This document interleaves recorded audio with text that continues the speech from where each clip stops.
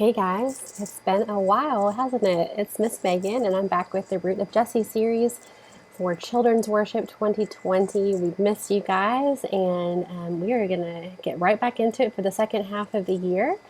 But today's going to be a little bit different because now is the point in the Bible where we're actually learning about Jesse, who Jesse was. Why do we call the line of Jesus the Root of Jesse? So today we're going to talk about what that means. So the Bible tells us in Romans chapter 15, verse 12, and again Isaiah says, the root of Jesse will come, even he who arises to rule the Gentiles, and him will the Gentiles hope. And this is actually quoting a passage from the Old Testament there from the book of Isaiah. So what we want to understand is that from hundreds of years before Jesus came, the Jews were looking forward to this Messiah. But what the New Testament is here to tell us is that the Messiah did not just come for the Jews, but also for the Gentiles, who Gentile just is another word for anyone who's not Jewish, who's not a Hebrew. And so Jesus came for the whole world, not just the Jews. And so what we're going to be looking at is figuring out what it means about the root of Jesse, and remembering that Jesus is here for everyone, not just one people group. So let's talk about family trees, because really what we've been basically doing is building a family tree all the beginning of this year. So here you see my family tree, and you can see my grandparents, Juanita and Thomas and Patricia and John.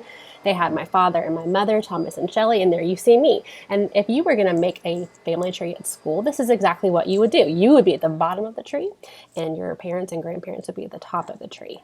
And so that's the normal direction family trees go. But the root of Jesse in the Bible, talking about the root of Jesse, is talking about how Jesus' family tree builds up to him. Everything is about building up to Jesus. And so one of the reasons that the Bible talks about the root of Jesse, and again, we remember that Jesse was the father of King David, who started a great line of kings. David, Solomon, several of their generations after them were kings of Israel. And so the root of Jesse, the reason that we're using that term in our study is to remind ourselves that everything is pointing up to Jesus. So instead of having Jesus at the bottom, Jesus is at the top of the tree. And so you start at the roots and go up. And everything is pointing to Jesus.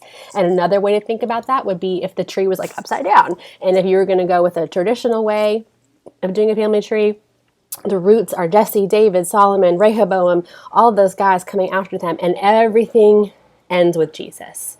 And so it's really cool for us to remember that from the Old Testament, it was always pointing to Jesus. Everything was pointing to the Messiah. And we talked about all the prophecies leading up to Jesus when we were back in the fall before Christmas, and everything is pointing to Jesus.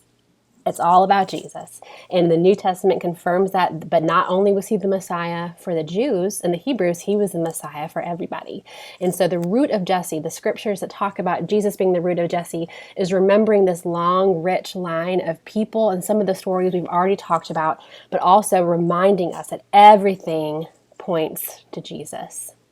And so for today, this is a really quick lesson, but we're also going to close with our Matthew's Begats song. So it's been a while since we've done that song. And so I want you all to hear that. And we're still working and hoping and praying that we can sing this at the end of the year. So let's go ahead and hear it again.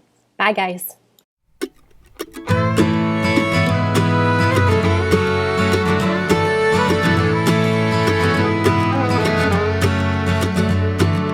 Abraham had Isaac he had Jacob he had Judah and his kin. Then Perez and Zerah came from Judah's woman Tamar. Perez he brought Hezron up, and then came Aram, then Amminadab, then Nahshon, who is then the dad of Salmon, who with Rahab fathered Boaz.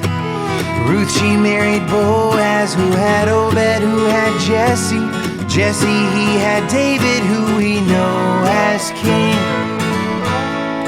David he had Solomon by dead Uriah's wife. Solomon, well you all know him, he had good old Rehoboam, followed by Abijah, who had Asa. Asa had Jehoshaphat, had Joram, had Uzziah, who had Jotham, then Ahaz, then Hezekiah.